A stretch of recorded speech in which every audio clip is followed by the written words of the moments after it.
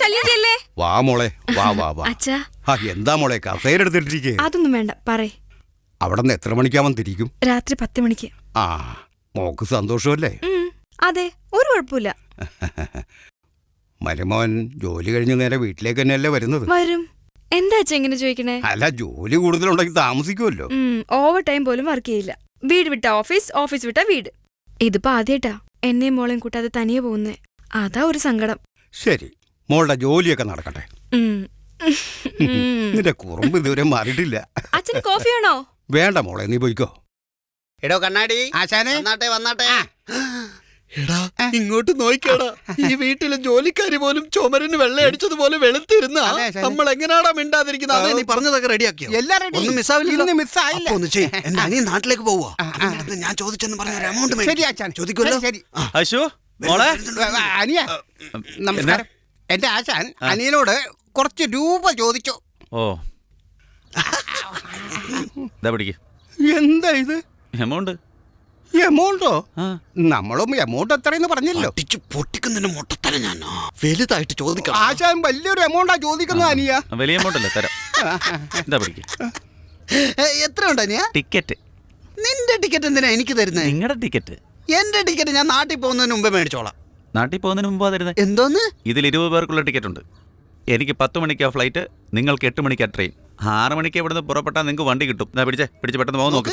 നിന്നെ യാത്രയൊക്കെ വന്ന നീ ഞങ്ങളെയാണോ യാത്ര അയക്കുന്നത്? അമ്മാവാ, എന്താ അനിയത്തി? അമ്മാവനാ നാട്ടിലില്ലെങ്കിൽ ആ നാട് നശിച്ചു പോവില്ലേ?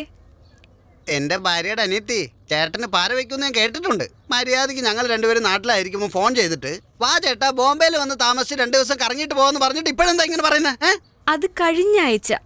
ഞാൻ പറയുന്നത് ഈ ആഴ്ച. ബോംബെയിൽ പല സ്ഥലത്തായിട്ട് ബോംബ് വെച്ചിട്ടുണ്ട്. നീ ആയിപ്പോ ഇവിടെ ബോംബിട്ട് വെറുതെ ഞങ്ങളെ ഇങ്ങോട്ട് വിളിച്ചു വരുത്തിയ. ഞാൻ 2 ദിവസം ഇവിടെ റൂം എടുത്ത് താമസിച്ചു. 2 ദിവസം റൂം എടുക്കുന്നതെന്ന് എനിക്കറിയാം. അച്ഛാ, അമ്മേ, ചേട്ടൻ പോയേക്കാം മോനെ, പോയേക്കാം. ഞാൻ യാത്ര അയക്കാൻ വന്നവനെ യാത്ര അയക്കുന്നത് ഈ നാട്ടിൽ അവരുടെ ഒരു അനിയൻ. അനിയനോടുള്ള സ്നേഹം രണ്ടുപേരും തന്നല്ലോ ശരിക്കും.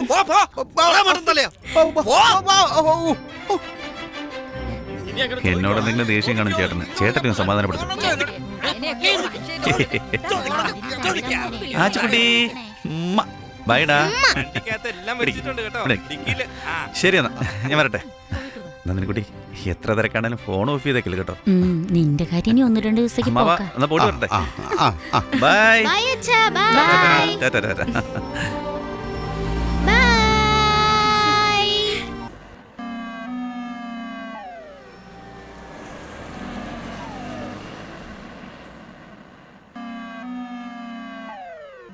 എപ്പോ നോക്കിയാലും ഗെയിം ഗെയിം ഗെയിം.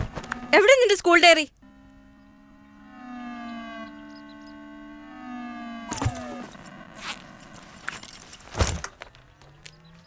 എന്താടി ഇത്? ഇൻസെക്ട് ബോക്സ് ചെയ്യാൻ എഴുതിയിരിക്കുന്നേ. ചെയ്തോ നീ?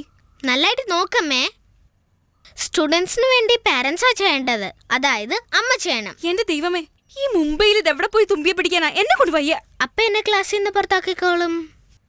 ഞാൻ എന്തെങ്കിലും ഗെയിം കളിക്കും. എന്താടി, ബ്ലാക്ക് മെയിൽ ചെയ്യാണോ നീ? സീരിയസ് അമ്മേ. നിന്റെ അച്ഛനാണെങ്കിൽ നാട്ടിലുമില്ല.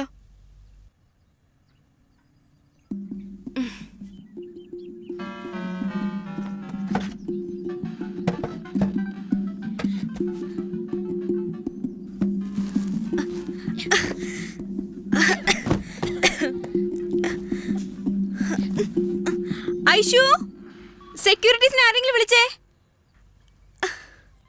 ഇൻസെക്ട് ബോക്സ് വേണമെന്നുണ്ടെങ്കിൽ വിളിച്ചോ. അമ്മേ, ഇൻസെക്ട് ബോക്സ് ഇവിടെയാണോ? ഇല്ലടി, നിന്റെ അച്ഛനെ പണ്ട് ഉപയോഗിച്ചിരുന്ന സ്ലേറ്റും പെൻസിലും എല്ലാം ഒരു നിധി പോലെ സൂക്ഷിച്ചു വെച്ചിട്ടുണ്ട്. അതിൽ നോക്കാം, കിട്ടിയ നിന്റെ ഭാഗ്യം.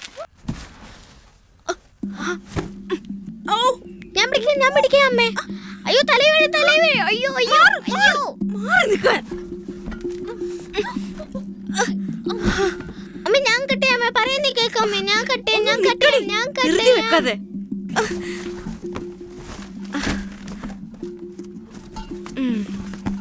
Hi.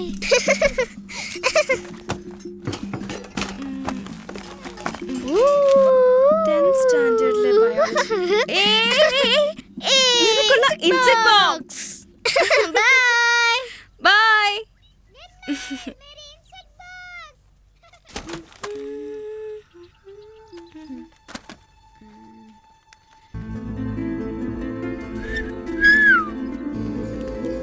Gautama.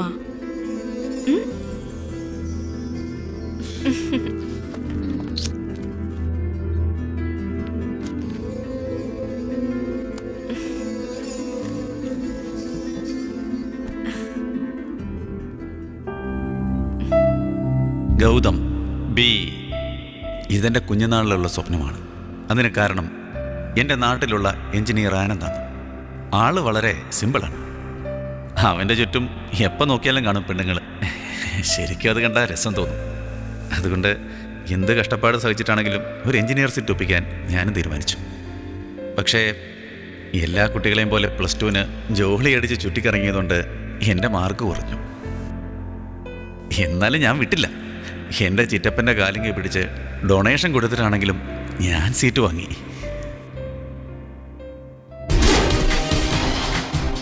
PSP engineering college, Coimbatore.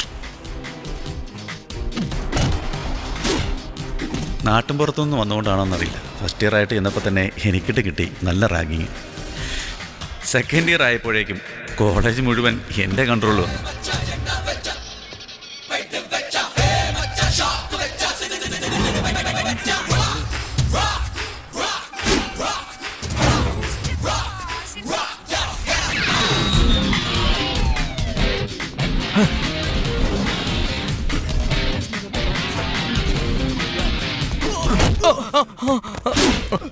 പൂച്ചയെ പോലെ ഇരുന്നിട്ട് കണ്ടവന്മാരൊക്കെ വെളിയിൽ നിന്ന് കയറ്റിക്കൊണ്ട് വരുന്നോടാ. വേണ്ട വേണ്ട വേണ്ട, please sir, please sir, please please, എനിക്ക് വേണ്ടി ഇവനെ ഒന്ന് ചെയ്യല്ലേ sir, please please sir, please. Hey, are you okay? മുഖമെല്ലാം ചോരയാണല്ലോ. ഒന്നുമില്ല, പ്ലീസ് സർ, പ്ലീസ്, ഇനി ഒന്നും ചെയ്യല്ലേ സർ, പ്ലീസ്.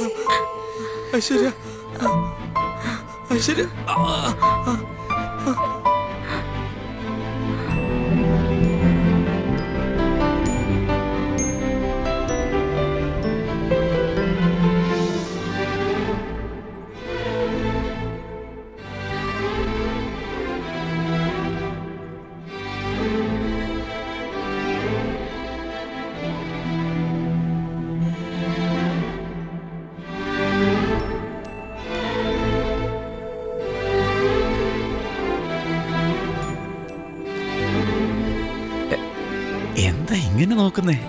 എടാ, അവന്റെ തല നീ തല്ലിപ്പൊട്ടിക്കുന്നു വിചാരിച്ചപ്പോ വെറുതെ തൂങ്ങിക്കിടന്ന ബൾബ് എന്തിനാണ് പൊട്ടിച്ചേ? അവര് വേണ്ടാന്ന് പറഞ്ഞില്ലേ? അവര് തൊഴുതു പറഞ്ഞപ്പോഴത്തേക്കും മനസ്സ് മാറിയല്ലേ? ആരാ അത്?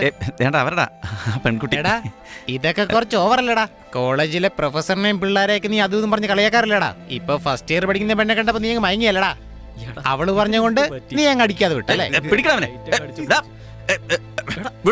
നിന്നെ ആരും പിടിച്ചിട്ടില്ലടാ. എന്തിനാടാ വെറുതെ എന്തിനാ ഇങ്ങനെ കോലം കിട്ടുന്നേ? എടാ, ഇവൻ ഞാൻ പറഞ്ഞൊന്നും കേൾക്കുന്നില്ല, അങ്ങോട്ട് നോക്കിക്കൊണ്ടിരിക്കുക. ഇനി ഇവനാടാ നമ്മുടെ ദാദാ.